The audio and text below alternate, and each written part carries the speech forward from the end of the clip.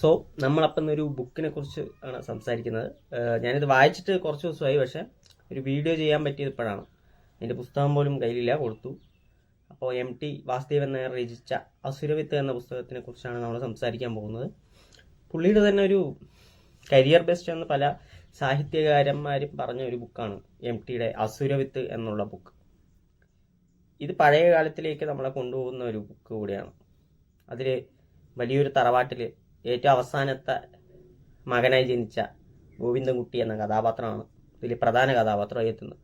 പുള്ളിയെ അസുരവിത്ത് എന്ന് വിളിക്കാൻ കാരണം പുള്ളിയുടെ ജനനത്തോടെ തന്നെ വളരെയധികം ദാരിദ്ര്യം നിറഞ്ഞ ഒരു തറവാടായി മാറുകയാണ്. അതിന് മുമ്പ് വരെ അത്യാവശ്യം പ്രഗത്ഭരായ നല്ല തറവാട്ടുകാരായ വളരെയധികം സ്വത്തും കാര്യങ്ങളൊക്കെ ഉണ്ടായിരുന്നു.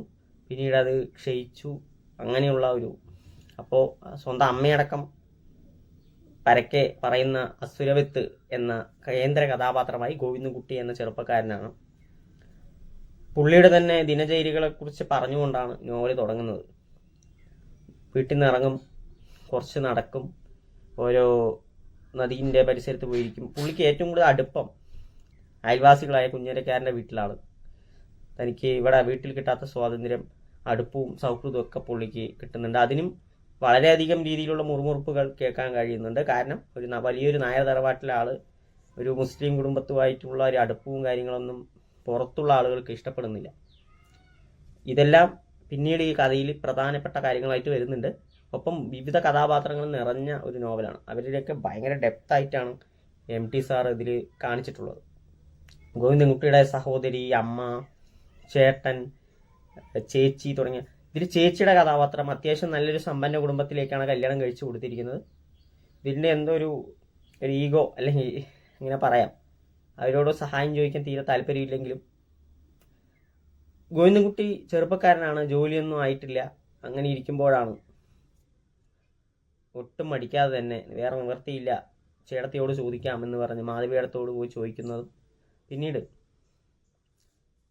കുറച്ച് മാറി, നാട്ടിൽ നിന്ന് മാറി തൻ്റെ ഒരു തോട്ടവും കാര്യങ്ങളൊക്കെ നോക്കാൻ ഗോവിന്ദൻകുട്ടി ഏൽപ്പിക്കുകയാണ്. പുറത്തുള്ള ഒരാളെക്കാളും നല്ലത് തൻ്റെ കുടുംബത്തിലുള്ള ആൾക്ക് തന്നെ കൊടുക്കാം എന്ന് കരുതുകയും അവിടെ ഏൽപ്പിക്കുകയും ചെയ്യുന്നു. അത്യാവശ്യം നല്ല രീതിയിൽ മുന്നോട്ട് പോകുന്നു. പതിയെ നല്ല താളത്തിലോട്ട് പോകുമ്പോഴാണ് പുള്ളിക്കൊരു കല്യാണാലോചന വരുന്നത്. ഇവരുടെ വീട്ടിൽ ബാല്യക്കാരിയായി നിൽക്കുന്ന ഒരു അകന്ന ബന്ധത്തിലുള്ള കുട്ടിയാണ് മീനാക്ഷി. മീനാക്ഷിയെ കല്യാണം കഴിപ്പിച്ച് വിടുന്നതാണ്. മീനാക്ഷി എന്ന കുട്ടിയെ കുറിച്ച് കുറച്ച് പറയുന്നുണ്ടെങ്കിലും പിന്നീട് ഒരു ഗ്യാപ്പ് ഉണ്ടാവും. അതിനു മുമ്പ് നടന്ന കുറച്ച് കാര്യങ്ങൾ പിന്നീടാണ് പറയുന്നത്. അതായത് മാധവിയടത്തിൻ്റെ മകൻ മീനാക്ഷി ഗർഭിണിയാക്കിയിട്ടാണ് പോയിട്ടുള്ളത്. അപ്പോൾ അതും മാത്രമല്ല, പുള്ളിയുടെ കല്യാണം നടത്തണമെങ്കിൽ ആദ്യം മീനാക്ഷിയെ കല്യാണം കഴിപ്പിച്ച് വിടണം, അല്ലെങ്കിൽ പുറത്തറിഞ്ഞു കഴിഞ്ഞാൽ ഇവരുടെ തറവാട്ട് പേര് മോശമാണ്. അപ്പോൾ ശരിക്കും പറഞ്ഞാൽ ഗോവിന്ദൻകുട്ടിയുടെ തലയിൽ വെച്ച് കൊടുക്കുകയായിരുന്നു. ഇതറിയുന്ന ഗോവിന്ദൻകുട്ടി വെറുതെ ഇരുന്നില്ല. പുള്ളിയെ മീനാക്ഷിയെ വീട്ടിൽ കൊണ്ടാക്കുകയും നേരെ ചെന്ന് തൻ്റെ ജ്യേഷ്ഠ ഭർത്താവിനോട് കയർക്കുകയും ചെയ്യുന്നുണ്ട്. പുള്ളി അത്യാവശ്യം നല്ല പ്രഗത്ഭനും ഒക്കെ ആയതുകൊണ്ട് ആളുകൾ കൂടുന്നു. തനിക്കൊരു ജോലി നൽകി അത്യാവശ്യം കല്യാണം കഴിപ്പിച്ച് വിട്ട ഒരാൾക്കെതിരെയാണ് ഇങ്ങനെ ചെയ്യുന്നതെന്ന്. എങ്കിലും ഗോവിന്ദൻകുട്ടി ഇത് ആരോടും തുറന്ന് പറയുന്നില്ല. അങ്ങനെ പ്രശ്നം ഉണ്ടാക്കി പോകുന്ന ഗോവിന്ദൻകുട്ടി അഭയം പ്രാപിക്കുന്ന കുഞ്ഞരക്കാരുടെ വീട്ടിലാണ്. ഇതൊരു അവസാനം ഒരു മതപ്രശ്നമായി മാറാൻ തുടങ്ങുകയും പിന്നീട് ഗോവിന്ദൻകുട്ടി ഒരു അബ്ദുള്ളയായിട്ടാണ് തിരിച്ചു വരുന്നത്. കുറച്ച് അവിടുത്തെ പ്രശ്നങ്ങളൊക്കെ തീരുന്ന പിന്നീട് കഥ തുടങ്ങുന്നത് മതം മാറി അബ്ദുള്ള എന്ന പേര് സ്വീകരിച്ച് തിരിച്ച് നാട്ടിലേക്ക് എത്തുന്ന ഗോവിന്ദൻകുട്ടിയാണ്. അതോടെ തന്നെ വീട്ടിലും നാട്ടിലും എല്ലാവർക്കും വെറുക്കപ്പെട്ടവരായി ഗോവിന്ദൻകുട്ടി മാറുകയാണ്. എന്തിന് കുഞ്ഞരക്കാർ പോലും സ്വീകരിക്കുന്നില്ല. പിന്നീട് നാട്ടിൽ നടക്കുന്ന മോഷണം പോലും തൻ്റെ ചുമലിൽ കെട്ടിവെക്കുന്ന ഒരു അവസ്ഥ കൂടി ഉണ്ടാവുകയാണ്. അതിനിടയിൽ കുറേയധികം സംഭവ വികാസങ്ങൾ നടക്കുന്നു. വലിയൊരു വ്യാധി വന്ന് ഏകദേശം ആളുകൾ മരണപ്പെട്ടു പോവുകയും ചെയ്യുന്നുണ്ട്. ഈ മരണപ്പെട്ടു പോകുന്നവരുടെ ശവം കളയാൻ പോലും ആരും തയ്യാറാവുന്നില്ല. ഒടുവിൽ ഗോവിന്ദൻകുട്ടി തന്നെ ഇറങ്ങിത്തിരിക്കുകയാണ്. തൻ്റെ ജീവിതം ആർക്കും വേണമെങ്കിലും ഇങ്ങനെയൊക്കെ ചെയ്യാം എന്ന് പറഞ്ഞ് പുള്ളി ഇറങ്ങിത്തിരിച്ചു. അവസാനം കുറേയധികം ശവങ്ങൾ ഇതാകുമ്പോൾ ഈ മതത്തിനും ജാതിക്കും മേലെ മനുഷ്യൻ എന്നൊരു സംഭവം ഉണ്ടെന്ന് കാണിച്ചു തരുന്ന ഒരു നോവലാണ്. കാരണം അതുവരെ ആളുകൾക്കുള്ള ഒരു വെറുപ്പും കാര്യങ്ങളൊക്കെ പിന്നെ പതുക്കെതായി. പുള്ളിയെങ്കിലും അങ്ങനെ കാരണം ഒരാളെങ്കിലും വേണം. കാരണം ഇത് പകർച്ചവ്യാധി ആയതുകൊണ്ട് തന്നെ ആരും ധൈര്യപ്പെടുന്ന പോലുമില്ല. പുള്ളി ധൈര്യത്തോടെ വന്ന് ചെയ്യുന്നതോടെ പുള്ളിയെ ഒരു നാട്ടിലെ തന്നെ ഒരു ആവശ്യ ഘടകമായി മാറുകയാണ്. അവസാനം ഇനി ഞാൻ തിരിച്ചു വരുമെന്ന് പറഞ്ഞു പോകുന്ന ഗോവിന്ദൻകുട്ടിയുടെ ഇതിൽ നിന്നാണ് കഥ അവസാനിക്കുന്നത്. ഈ നോവൽ ഞാനിപ്പോൾ ബ്രീഫായിട്ടാണ് പറഞ്ഞത്.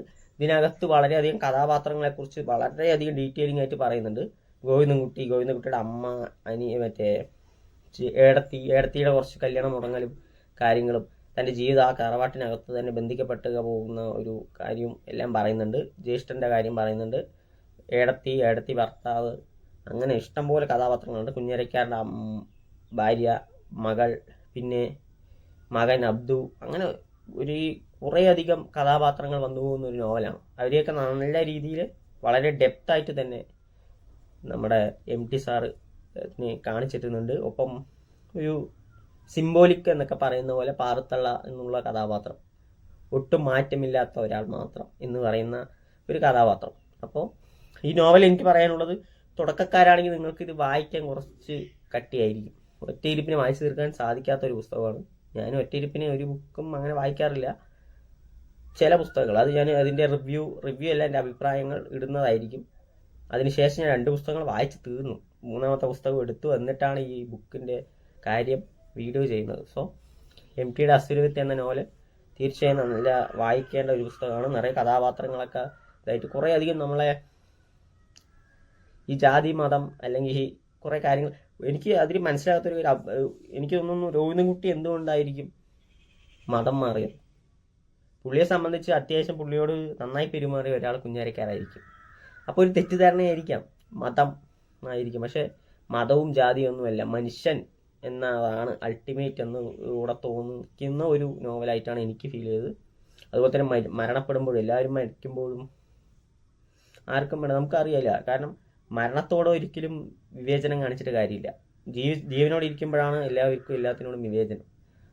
അപ്പോൾ MTയുടെ അസുരവിത്ത് കുറേയധികം കാര്യങ്ങൾ പറഞ്ഞു പോകുന്ന, സമൂഹത്തിൽ കാണുന്ന കുറേയധികം കാര്യങ്ങൾ, അന്നത്തെ അവസ്ഥ ഇത് 62 വന്ന നോവലാണ്. അപ്പോൾ അതിന് ആ ടൈമിൽ ഉണ്ടായിരുന്ന ഒരു കാര്യങ്ങളെക്കുറിച്ചൊക്കെ ആയിരിക്കുമല്ലോ. ഈ പ്രമാണിത്വവും അടിമത്വവും പണിക്കാരോടുള്ള സമീപനം, അങ്ങനെ കുറച്ച് കാണിച്ചും പോകുന്നുണ്ട്. അപ്പോൾ നിങ്ങൾക്ക് തീർച്ചയായും വായിക്കാൻ ഇഷ്ടപ്പെടുന്നവർ തീർച്ചയായും വായിക്കേണ്ട ഒരു പുസ്തകമാണ്. നിങ്ങൾക്ക് പറ്റുകയാണെങ്കിൽ ആമസോണിലോ മറ്റോ ഉണ്ടാവും, അല്ലെങ്കിൽ ലൈബ്രറിയിൽ നിന്നും നല്ല ലൈബ്രറിയിൽ മെമ്പർഷിപ്പ് എടുക്കുക, ഈ പുസ്തകം ഉണ്ടാവും. അപ്പോൾ MTയുടെ അസുരവിത്ത് വായിക്കുക. വായിച്ചിട്ട് നിങ്ങളുടെ അഭിപ്രായങ്ങൾ തീർച്ചയായും പറയുക. വീഡിയോ ഇഷ്ടപ്പെട്ടെങ്കിൽ ലൈക്ക് ചെയ്യുക, കമൻറ്റ് ചെയ്യുക, ഷെയർ ചെയ്യുക, ചാനൽ സബ്സ്ക്രൈബ് ചെയ്യുക. ഇനിയും ഈ ചാനലിൽ നിറയെ പുസ്തകങ്ങളെക്കുറിച്ചും സിനിമകളെക്കുറിച്ചും വീഡിയോ ഇടുന്നതായിരിക്കും.